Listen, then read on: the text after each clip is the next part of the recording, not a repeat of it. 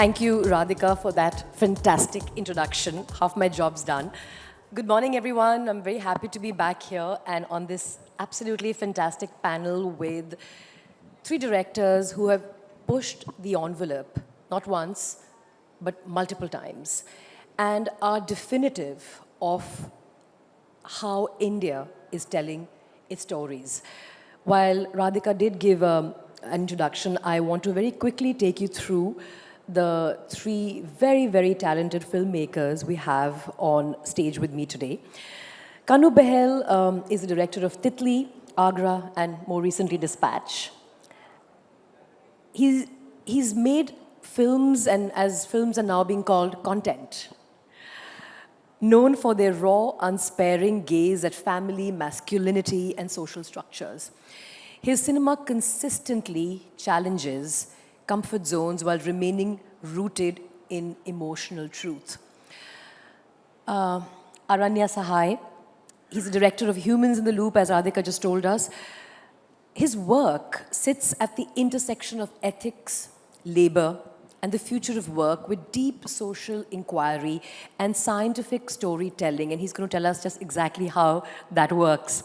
Last but not least, Christo Tommy. Christo's use of personal conflict to reflect broader social moral tensions, the kind of investigative work that his documentary series, Curry and Cyanide did, and of course his approach to filmmaking, which leaves viewers with complexity of what they have watched rather than resolution.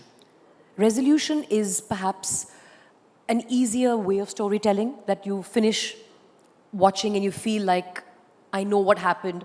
But what's, to me, very exciting as a viewer is to keep thinking about it rather than seek resolution. So my first question to all three of you, and I'll begin with Christo. All three of you have made films that are not traditionally easy or conventional by any means. How do you think about winning viewers today? Is it about accessibility? Is it about honesty? Does one pander to what the viewer wants? How do you go about thinking of the viewer when you write?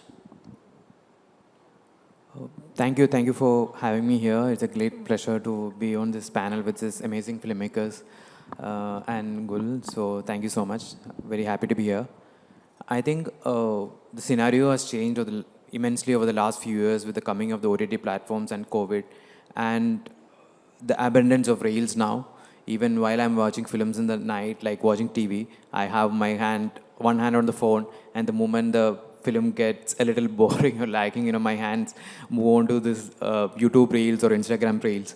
So I think that is a pandemic that is affecting all of us. And as a filmmaker, I'm very much aware to it. I'm very much conscious of this thing that is happening all over the world.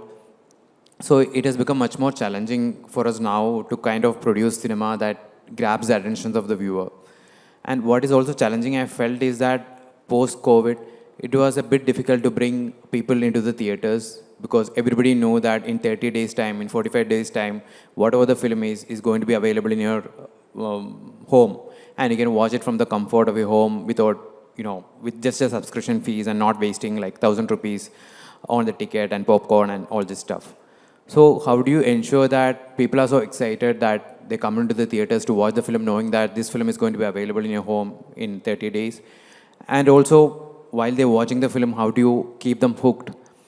And today's audience has watched all the shows, all the films that is happening around the world. They have seen The Money Heist, they have seen Squid Game, they have seen all these international shows, and then when they're watching your film, they are comparing it to that level. They are, they would rather say that I would rather watch a Money Heist or a Squid Game than watch this.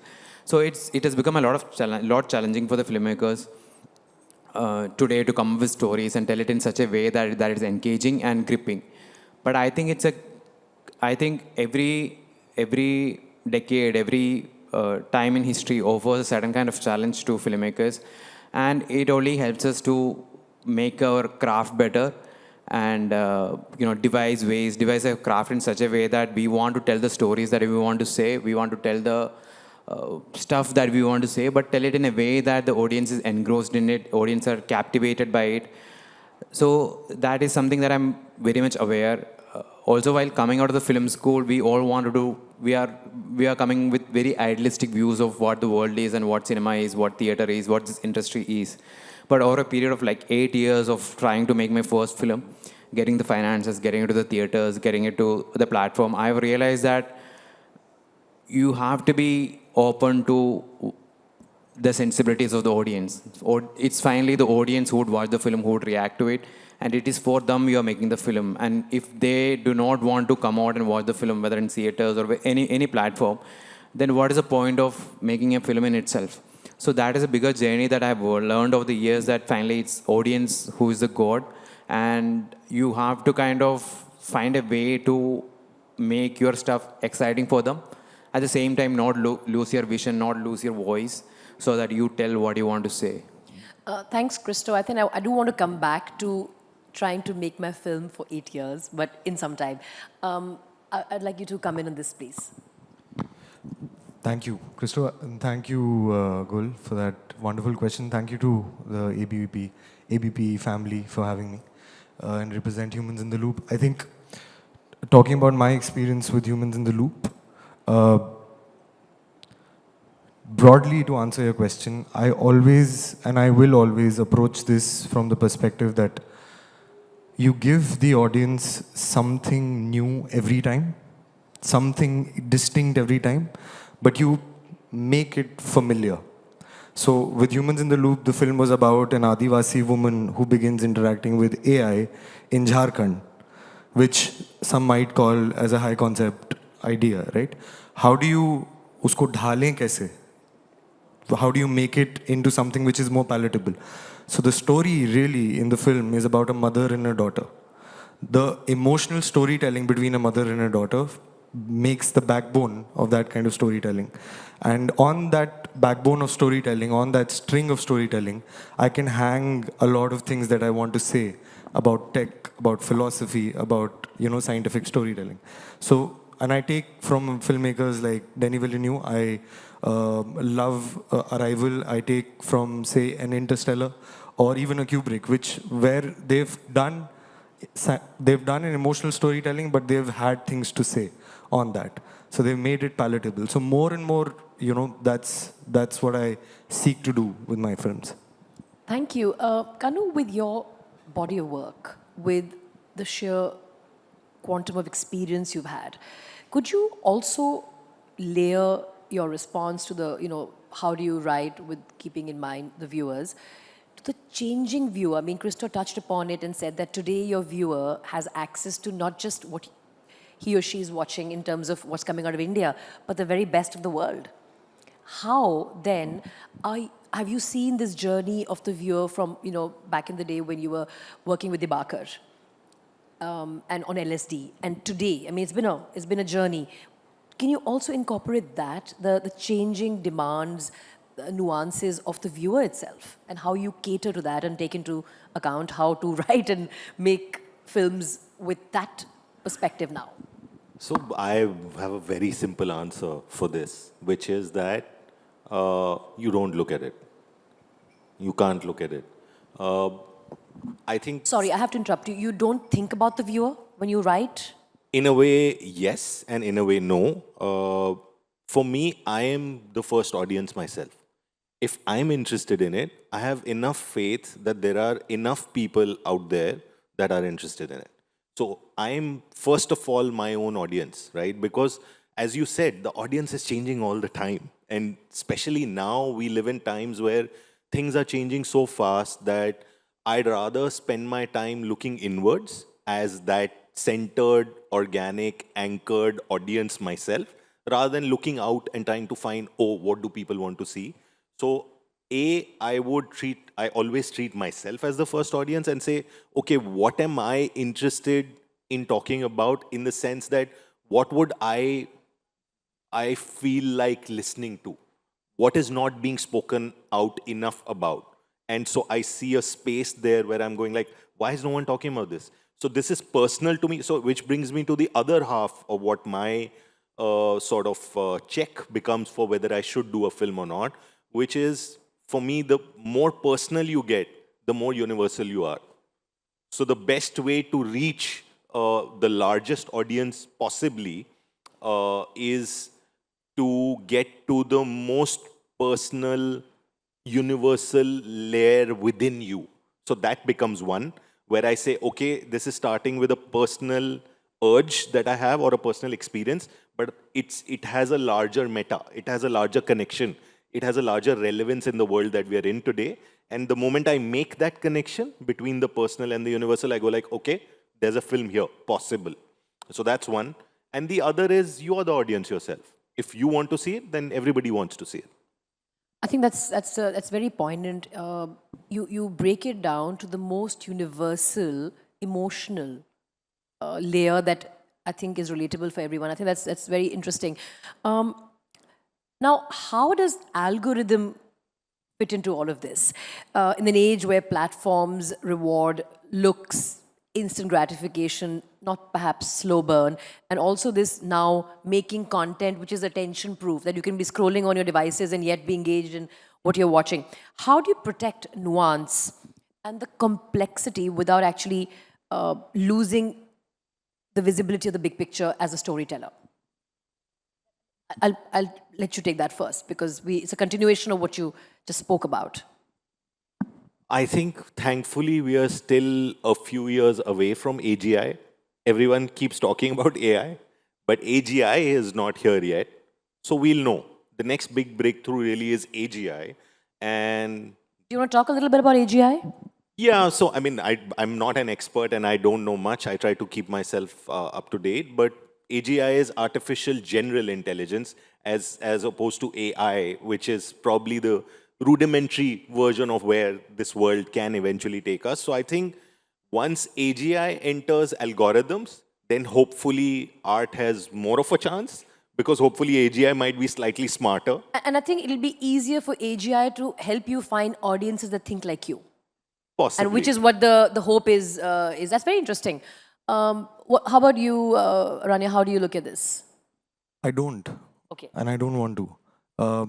Really, because the thing is that a lot of times we think that what does an audience want, and you reduce it and you minimize it to an algorithm, and it's not like that. You know, it is a lot of times. Disregard the algorithm; it's a reality. No, you can't disregard it altogether. But a lot of the greatest pieces, and I'm not talking about art, a lot of the greatest pieces, even on OTT, a Squid Game or anything, was actually first coming from a personal storytelling, from some things that somebody wanted to write. Which is what Kanu also said. I mean, it has to be personally vested. Yeah. I guess also just to add to it, most of the successes that we see on OTT are in spite of the system, in spite of the data rather than because of the data, right? Absolutely. I mean, Squid Game is a great example. Or even say a Scam 1992. All of these are examples where people wanted to set out to tell a story themselves, and then the algorithm took them on. So it's not the other way around. Always. So I guess what the algorithm is doing is it can, so far, that's why I was saying AGI, so far it can only tell you what has worked, and hence it will take you towards more of what has worked. Whereas what really sets where we are going is in spite of the algorithm. Absolutely, in that sense. Very well said. So, what is your experience in this? I mean, and how was your experience with Undercurrent? Keeping this perspective of making a film, writing a story, and did you think about how the audiences would view this, how the algorithm would view this? While making Undercurrent, I had complete freedom, creative freedom in that respect. Of course, I did think about how would the audience receive this film, because it's basically about two women waiting in a flooded house, waiting for the floods to kind of subside for the funeral to happen. And this is not a very commercial or a massy idea as such. And everybody involved in the film right from the beginning, including the producers, had a fear that how would the audience, or the mass audience for that matter, receive this film. And going by the previous trends, this film should not do well in the theaters or should not do well on the platform. But I think for me, while making the film, I wanted to make it in an engaging way, in an interesting way. And I approach this film as an emotional thriller, so to say, so that it will keep the audience hooked. It will keep the audience asking questions like what will happen next. I did not want it to be intelligent. I didn't want it to be a film such that only a few people would enjoy. So I was very much aware of the fact, right from when I was writing the script to editing to doing the music, I want to hook the audience. I want to be them part of this experience. I want to keep them thrilled through this experience. I don't want them to feel bored through this experience. But yeah, just to Thank you for that. yeah. Sorry, you were saying something? No, I something to take from Christo and actually just explore it a little more. That, you know, a lot of times we think the algorithm question actually boils down to the question is that, are you catering to an audience? Does the audience know what they want? A lot of times the audience does not know what they want. Absolutely. Right? Most of us don't know. Yeah, We are being fed. Yeah, and we are only doing approximations. And if you're doing approximations, then might as well tell a story that you in your gut feels correctly about, right? Yeah, I mean, who would have thunk that Nolan would do Batman the way he did? Yeah, right? absolutely. Because if you had asked the algorithm what Nolan's version of Batman should be, they would have probably referenced to the Jack Nicholson version of Yeah, very you know, and true. that'd be more of the same. Which is what's interesting. That means we're thinking out of the box and not shutting the box. So I have one. I mean, I really want to talk about the challenges of distribution for independent filmmakers. But before we come to that, and I want all three of you to very quickly tell me the answer to a question, and there's a point and a B point. All of you have made films that are, I won't call them issue-based, but address issues. Where do you draw the line between making a point about the issue that you're talking about and letting the story breathe? That's A. And B is, how do you leave an emotional doorway open for the audience when the audience is watching something which you are telling as a storyteller and they disagree with it? How do you allow them to build empathy? So one, how do you make an issue-based film, or how do you tackle an issue without it become pontificating? And B, how do you deal with the audience? I mean, what kind of an emotional doorway of empathy do you leave open when you're telling them something which may not be palatable? Would you like to go first? या तो सबसे पहले तो डायडैक्टिक तो हो ही नहीं सकता. हम लोग एड फिल्म तो बना नहीं रहे. We are at the end of the day trying to tell you a story. So I think the best way to tell that story is emotionally, and emotional investment and empathy. You have to build some sort of empathy for the character. So yeah, you can't. I think you can't take that position of saying, at least I don't. I make an honest attempt to not try to be on a pedestal and say, I'm just 45. So I'm also experiencing life. I'm growing. I'm also understanding the world. And if that's my truth, how can I take a position where I'm in my film saying, I know this is it, now I'll tell you. So automatically, if you're looking inwards, your position is, okay, this is what I'm talking about. मुझे इसके बारे में इतना ही पता है. ये सवाल है. इतने से थोड़े एक दो जवाब हैं. बाकी open to interpretation. Right. बाकी सवाल हैं. अब आप तय कीजिए. That's the kind of approach. And to the second part is, I feel like the moment, I feel like I don't want to take that burden. Most of my characters are really difficult to empathize with. So I don't try to take that burden of, oh, I have to make you like him or her. The point is, आप craft-wise एक दो चीजें डाल देते हो craftily, which help. But my own belief is personally that the moment the audience is in the position of the protagonist that you have picked, they are already in that position. वो हैं वहाँ पर. Understood. Aranya, your take on these 2 points quickly. I think, especially with Humans in the Loop, the idea was about, talking about AI. AI is very, very extremely looked upon as dystopic. We're moving towards a scenario where more and more jobs, and especially when I started writing, those were the only conversations that were there. But as I was working on this film, I realized that there is a scope to reclaim AI from, say, the tech companies or just the government, and for centering humanity and having humanity collective control over these things that are going to affect all of us. Now, the easier route would have been to completely go and, just paint algorithms and paint AI in a negative light. But I didn't do that. I went in a more, I wouldn't say positive, but I went in a more hopeful scenario where humanity can reclaim. So how I did that, I think I just front and centered the humanity. I front and centered the mother-daughter story. A mother who's grown away from her daughter, and she feels, and an Adivasi mother, right, who feels like there is life around everything. She feels like there's life in the rocks, there's life in this. But so when she looks at an algorithm, she feels like maybe there's life in this also. So once she's growing away from her daughter, she kind of grows closer to AI, right? And in that interaction, the challenge then became, and the conflict then became, does sort of, will this algorithm ever see through an Adivasi indigenous perspective? So in that sense, I think I made sure that I front and centered the mother-daughter story. And that's how. And that was the human connect. That was the human, you front and center humanity, and I think that should be the way of storytelling in that. Christo, your thoughts on this, right? When you address an issue in a film, how do you prevent it from becoming the bigger idea and being didactic? And of course, how do you address the fact that you want to be able to instill empathy despite the disagreement that the viewer may have with your perspective? Yeah, so I mean, usually I don't start my film or the writing process with the idea that I want to tell a specific, talk about a specific issue or talk about a specific viewpoint. I would rather get excited by the story that I'm saying or the characters or a specific situation or something like that. Now in Undercurrent, for example, it was about a woman who had an illicit affair where her husband is dying. So this is not a very acceptable thought, especially for a male, like a patriarchal society like Kerala. And for a mass audience, they would not kind of identify with this character.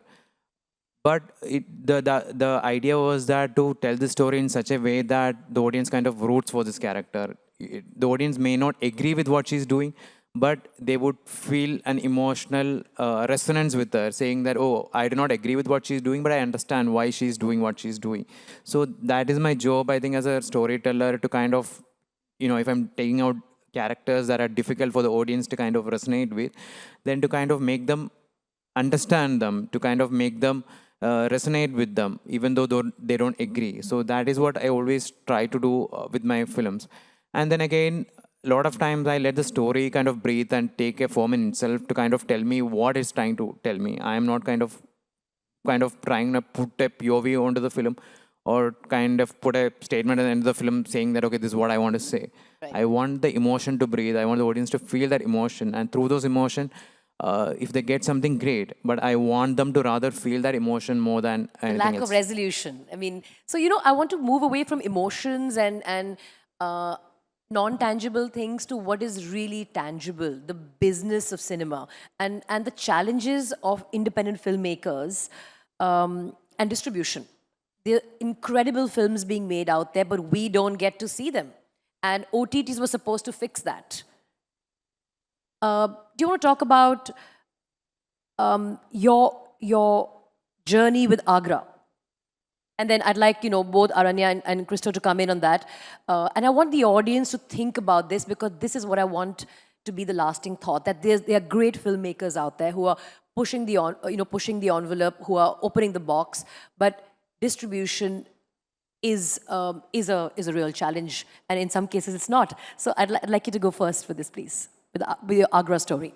Yeah, so it was a 8-year-long journey from the day I started writing the film to the day it came out in the theaters. It was a 100-screen release, but there was not a single PVR or a Cinepolis.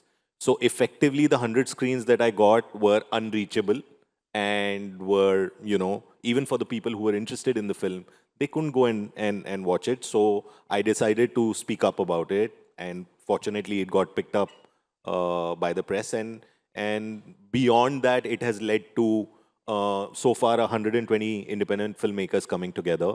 We are on the cusp of forming a group now, an independent filmmakers body now.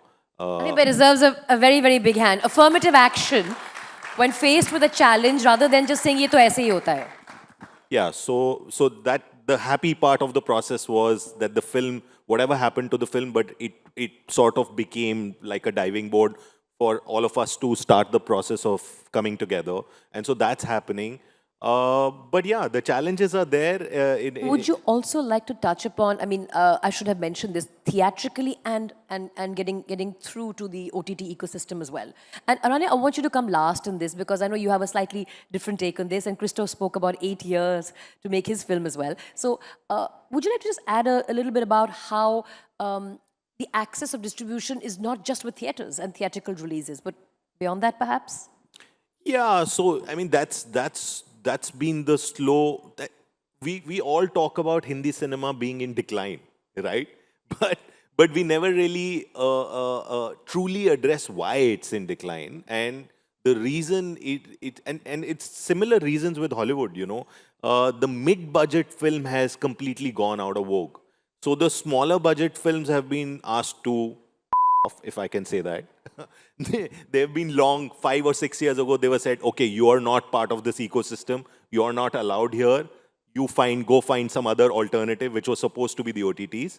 So the smaller film exited first. The mid-budget film then couldn't find its feet because suddenly the cinemas were too expensive and one single visit meant too much to spend. So the event film came in. But it's a dying system. We are seeing that system fail now because the event film, you cannot feed the audience only on gulab jamuns. You know, they need nutrition. They need the palate has to be full. So if you're only going to give them gulab jamuns, they can only have 1 or 2. And that's what we are seeing. They'll get diabetic very quickly. Sorry? They'll get diabetic very quickly. They'll get diabetic really quickly. So that's what is happening now in the theatrical space, which is, I mean, in India now, the model somehow in the OTT space, they are trying to recreate the exact same failing model that they are seeing in the theatrical space, but somehow they feel like idhar kaam karega. Yeah, kaam karega. Christo, do you want to come in on this? We're running out of time, but I do want to hear Aranya's take also on this. So your journey, the challenges of distribution, both theatrical and OTT. So with Undercurrent, like when I was trying to make the film, I wanted to finish the film and then take it to the festivals and go to the markets and things like that.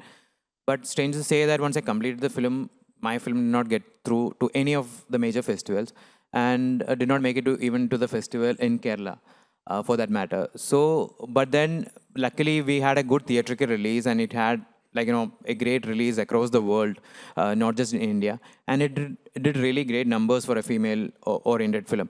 So I think I felt during my journey that whatever you want to do, whatever the kind of film that you want to do, you have to be also kind of realistic to understand, okay, this is the market that this film would thrive in.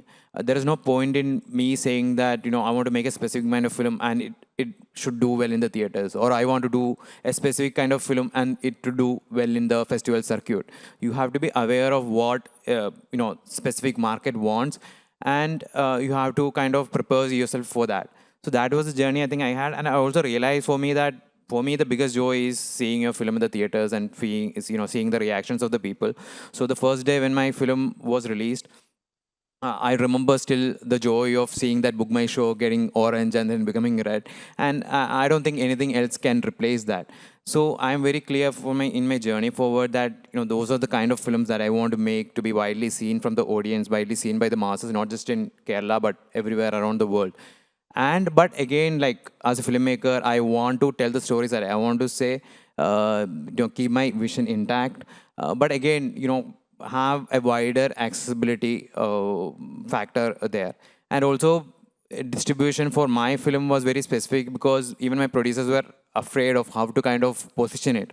Because again, like I told you, it's a female-centric film. It talks about funeral and death, and it's about mourning and. I mean, why female-centric films should be an issue is subject for a different panel. But I do want to talk about that some other time. But yes, I see where you're coming from. Yeah, because getting funding for such a film also was very difficult, and then everybody was scared how it would do well in the theaters because everybody thought, okay, this film was for the OTTs.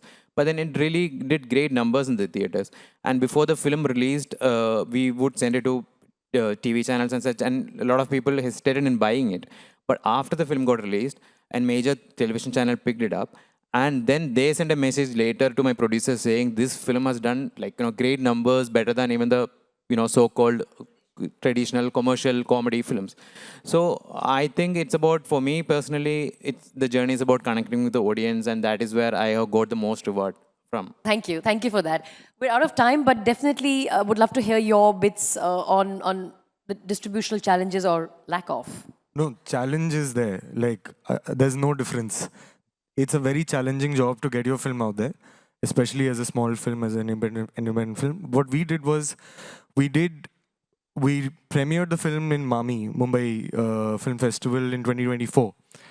And for 1 or 2 months, you just have to, I just ended up pulling everybody's sleeve key. You know, what can we do? How can this film reach a certain way? Can this premiere at a bigger international film festival? Will that affect? When none of that happened, I realized I can't waste and I can't let the destiny of my film be determined by this European, American film festival space, neither by people who are, you know, who don't understand this kind of a film yet, right? So we started to do a lot. We did 2 screenings every week for the next 1 year. Right? So I screened it at India International Center, Bangalore International Center, National Film Archive of India. And India is still structured in a way where a small filmmaker can go and, you know, do this campaign for a year for very little money. Once we... You fought for your film. Yes. I mean, as does everybody, but we ran it like a political campaign in the sense, if you don't have money, you have time, right? You give your film a year. And because of those screenings, at every screening, I would invite, say, 40 journalists. 10 would turn up, 2 would write about the film. But those 2 writing about the film gave me enough momentum to release the film in September 2025. There, we didn't have a large release. We had literally 1 screen in Mumbai, right? Because that's the kind of money we had to pay upfront.